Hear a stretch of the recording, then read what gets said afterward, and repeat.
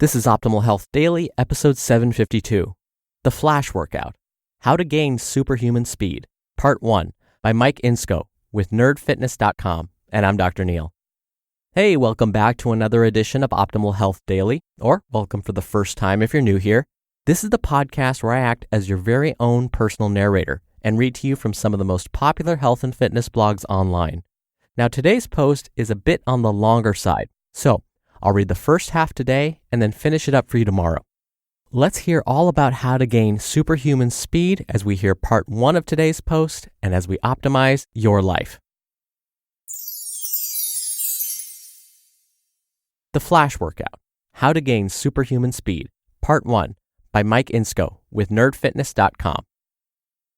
Growing up, I lived next to the local airport. Naturally, my ideal superpower was the ability to fly, until I tried it by jumping from a picnic table. Result, broken arm. Ouch, lesson learned. This dude can't fly, no matter how hard he flaps his arms. Once I got out of the hospital, arm covered with a sweet neon blue cast, I thought maybe I should focus on a superpower that was realistic for a mere mortal and less likely to result in catastrophic injury. Why, hello there, superhuman speed. You're cool and meet my criteria. Do you want to be my superpower? From that day forward, I was running around pretending to be Sonic the Hedgehog. I was 8 and my arm was still in the blue cast. At this point, it made sense. No judgment, please. Stealing bases during Little League, being the only chubby lineman sprinting down the field in flag football, and just running from my grandpa's porch to the fence in the backyard, because it was straight up fun. Eventually, I got older and joined the track team. If there was ever a time that I needed to level up my speed, it was then. As a little old 8th grader taking on seniors in the 100 meter, 200 meter, and eventually the 400 meter, I was way out of my league. I might as well have been Raphael on the roof taking on the entire Foot Clan.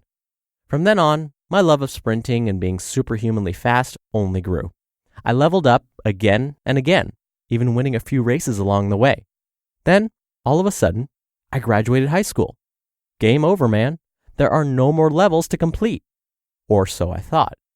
5 years later, I had the opportunity to compete again. Mixed in with the mass amounts of running clubs and weekend 5Ks, I found what to me looked like a golden ring. A track meet with real sprinting events. Oh, happy days. I showed up in my uniform, which was nothing more than a couple of pairs of compression shorts and an old workout shirt that was a few sizes too small, all strategically chosen to reduce the drag caused by the wind as I sprinted flawlessly around the track, showcasing my superhuman speed for all to see. Wrong. This time I was the 25-year-old getting smoked by a bunch of youngsters. I was the Tails to their Sonic, always one step behind. A new game had begun. I needed to level up and reclaim the ability I once had. Cue the montage. Just sprint, baby. Since then, it's been 3 sprint workouts per week. 1 short, 1 medium, and 1 long. No overthinking optimal running distances coupled with perfect rest periods interlaced with a nutrition plan straight out of Ivan Drago's meal journal. Just sprinting. Why, you ask? Because it's freaking awesome. That's why. Need more than that? Okay, fine. When you sprint, you are contracting more muscles with more power. We have all read about how the best way to make progress in the weight room is to lift heavier weights for less reps instead of light weights for thousands of reps.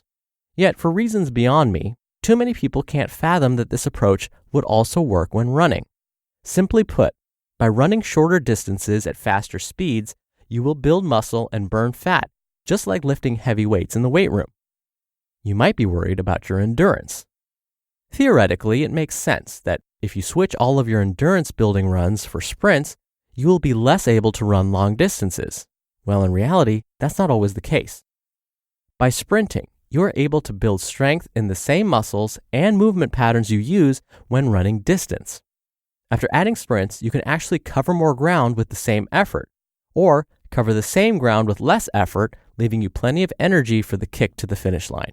Bottom line, by replacing some of your longer runs with sprints, you won't suddenly lose the ability to complete a 10K. You'll more than likely run it faster and or easier because you'll be stronger. Sprinting will also increase your overall endurance. When you work out at higher intensities, whether it's weights or sprints, you can create an oxygen debt that your body must recover from. This is called excess post-exercise oxygen consumption, or EPOC, sometimes called the afterburn effect, and it can last up to 72 hours after you end the workout. This extended low-level energy is supplied by the aerobic system.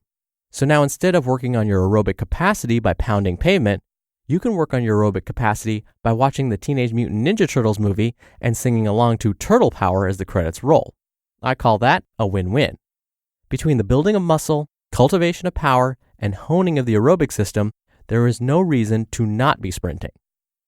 Runners, to your marks. It's almost too easy to get started with adding sprints to your training. A bit of open space is all you need. For the sake of this article, I'm going to assume that you're doing some type of exercise already. Maybe it's distance running, or maybe it's weights. No matter, a few days of sprints thrown into the mix is going to help you level up in less time. If you're a complete newbie and haven't done anything resembling exercise in a while, don't worry. We've got you covered in the next section. Just don't think about sprinting near 100% effort. Sprinting is simple, but not necessarily easy. Depending on your ability, you're going to have to ease your way into sprinting. Even then, you should stay around 80% of your top speed to get the most out of your training. Running at 100% effort is only necessary if you're competing in a track meet. Get set. Now that we've gotten all of that out of the way, here is the how part that complements the why. These are a few of the simplest and most effective sprinting workouts that you can do. Hills. Hills are awesome. They are a fantastic workout for beginner or advanced sprinters. You're not only working against a constant resistance, think gravity, but you're also ingraining the forward lean and lower body mechanics of good sprinting form. If you don't have a hill nearby that you already know of, just Google your city name and sledding hill or reservoir. You may only find one that's a bit of a drive away, but it's still 100% possible to pick a day, make the trip, and then do a hill sprint. You can also add in a park workout or a body weight workout too. Since you're limited to what hills are nearby, it's worthless to prescribe a distance. Be resourceful and use what you have available. If you look at the hill and think it's steep enough and long enough to have you huffing and puffing by the time you reach the top, you've found a keeper. Do anywhere from 6 to 20 sprints depending on the steepness, length, and if you're doing just sprints or if you're doing sprints and resistance training. Flying 30 meters. A flying 30 meters is just an 80% max effort sprint of 30 meters with a 10 meters running start. You'll run 10 meters as you build up to 80% effort and then hold that 80% effort for 30 meters. These can actually be done for any distance, but usually are maxed out at 150 meters. The goal of these types of sprints is to work on max speed and proper form. Before you even reach 150 meters at or around 80% max effort, your form will start to break down. Mike Smith, author of High Performance Sprinting, sums it up nicely by telling his athletes, speed before fatigue. Start off with 30 meters and work your way up to 150 meters as you get faster. Anything from 4 to 12 reps is worthwhile. Keep the total distance around 400 to 500 meters and rest for 2 to 4 minutes between sprints. As soon as your form starts to break down, stop the workout. To be continued. You just listened to part 1 of the post titled The Flash Workout, How to Gain Superhuman Speed by Mike Inscho with nerdfitness.com. Dr. Neal here for my commentary. These types of high-intensity exercises, if we wind the clock back a few years, these types of high-intensity exercises were looked down upon. Most health professionals and some doctors would say that for beginners, doing these types of high-intensity moves are not a good idea. And I was definitely in that boat.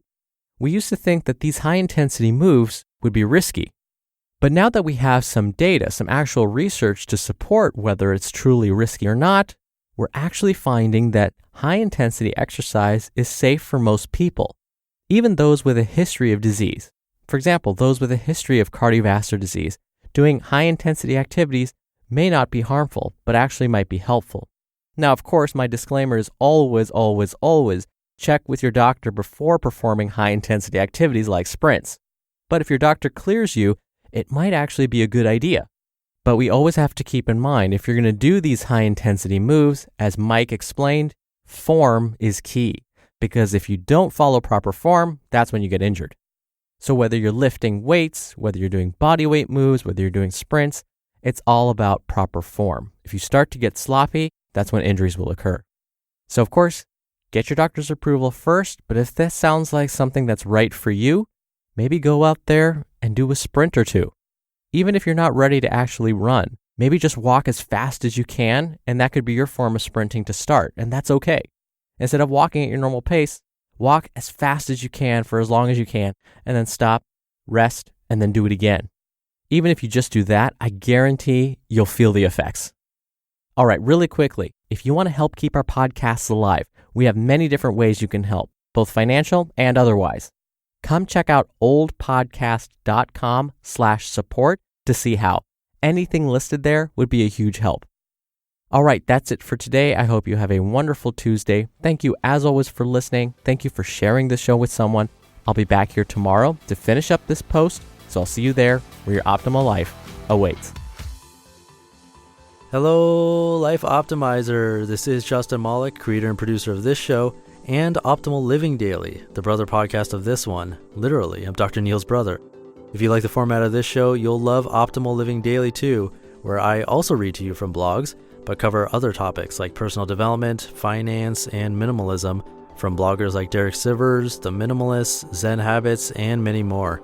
So for more amazing content read to you for free, come subscribe to Optimal Living Daily too, and together we'll optimize your life. You've been listening to Optimal Health Daily. Be sure to hit the subscribe button to stay up to date on each new episode, and head to oldpodcast.com.